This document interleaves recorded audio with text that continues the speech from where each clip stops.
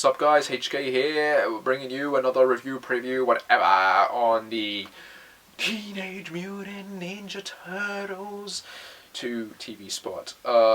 Yeah, I saw this, and the first thing that went through my mind was, it looks very much like the cartoon. This looks like a very decent live adaptation of the cartoon, so that's either a good or bad thing, depending on who you ask, really. I mean, you're either a fan of the 80s cartoon version or you're not. I mean, I did grow up watching the cartoons because I was born in the 90s, though, so I wasn't really around or there. I mean, the hype for the Ninja Turtles was still big at the time. I remember when the movie came out and everyone lost their shit. I lost my shit. I thought it was, like, freaking great.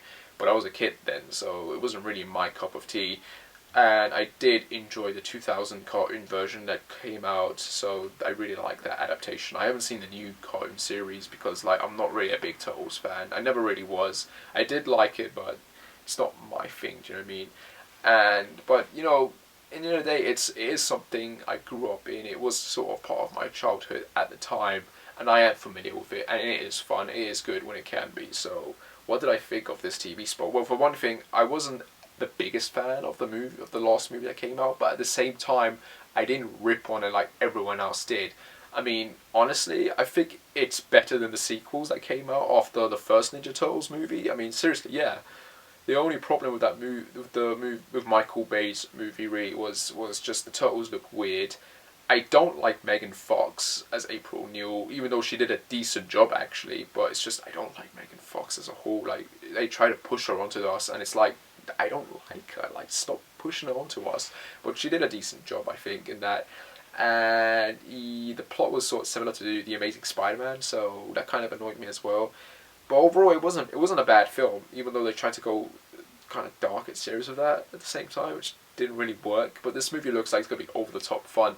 The fact that they have Bebop and Rocksteady in this, and Casey Jones just sold it to me. But with this TV spot, we see Krang. We see Krang finally. I mean, holy shit, how many years has it been since they made the first movie and the sequels? And this is the first time we've seen Krang on the big screen. Like, we didn't even get Bebop or Rocksteady. We got, like, a freaking Snapping Toe and a Wolf in the sequel. And we had Shredder, like, twice, 3 times. Like, what the hell was that about? But in this film, we got Bebop, we got Rocksteady, we got the Technodrome and Dimension X, we got Krang and his little human robot suit, whatever. We got Human Shredder, we got Casey Joe. Holy shit! We got Baxter. Baxter, what's his name? Baxter Bebop or something? Baxter, something. Yeah. So like that's just fucking crazy, man. Like, it's like all these little things that you threw in there, and it reminds me of the cartoons and shit. And the CGI, yeah, the effects look a bit shitty, but to be honest, I think that's purposeful, that's intentional, because it does feel like it's meant to be cartoony, and then if it's a 3D movie, the more cartoony it is, the more alive and better it looks 3D wise, which is a weird thing to say, but trust me, it is kind of true. Like, the more colory it is, the more better it is in 3D, so I'm wondering if that's the case here. I don't even know if this is a 3D movie, to be honest, so it probably is. The last one wasn't it?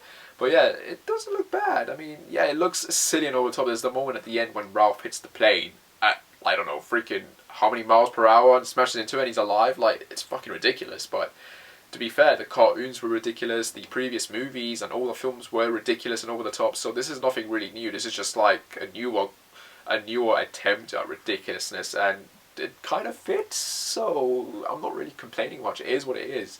The Ninja Turtles were never really a serious product for me, so if you're a huge fan, I guess it would be upsetting to you. But to be fair, I think this TV spot should be sort of a relief. It should be kind of a wet dream for fans everywhere. I mean, the fact they got all these characters that they've never had before in this film, finally, after all these years of fans demanding it, should be a good thing for everyone. So, you know, that's just my opinion. I mean, personally, I think it's pretty great.